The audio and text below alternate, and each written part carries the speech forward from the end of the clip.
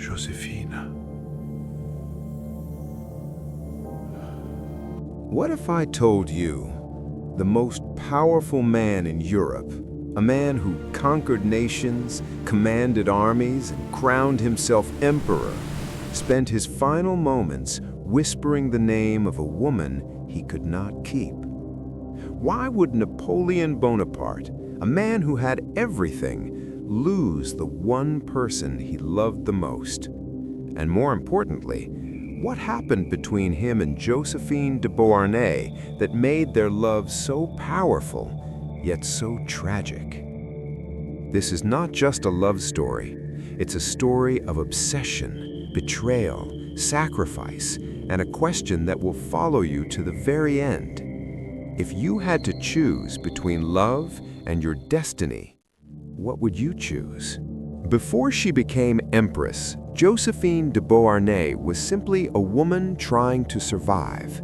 She was born on the beautiful island of Martinique, where life was calm and peaceful.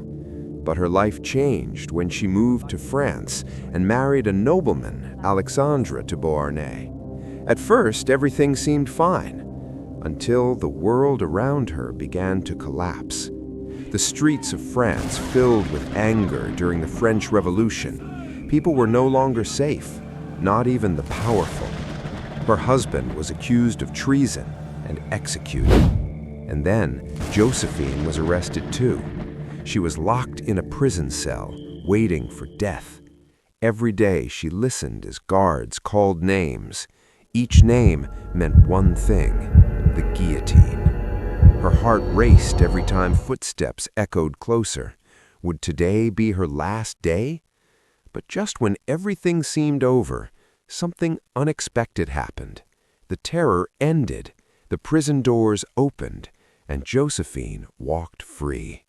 She survived death, but she was about to meet a man who would change her life forever. In 1795, Joséphine met a young military officer. His name was Napoleon Bonaparte. He wasn't the most handsome man in the room. He wasn't the richest, but there was something about him, something intense, something unstoppable. And the moment he saw Joséphine, he fell in love. Not slowly, not carefully, but completely. He wrote her letters filled with passion. "I cannot spend a moment without loving you." But here's the question: can love that intense ever truly last?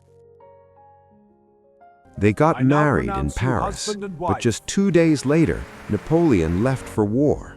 From the battlefield, he wrote letters full of longing. He missed her, he needed her, he loved her. But far away in Paris, Joséphine was living a different reality. She attended parties, she laughed, and slowly she drifted away. Rumors began to spread.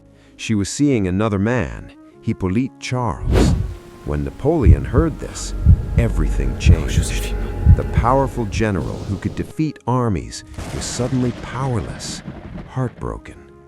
So here's the question: what hurts more, losing a war or losing someone you love?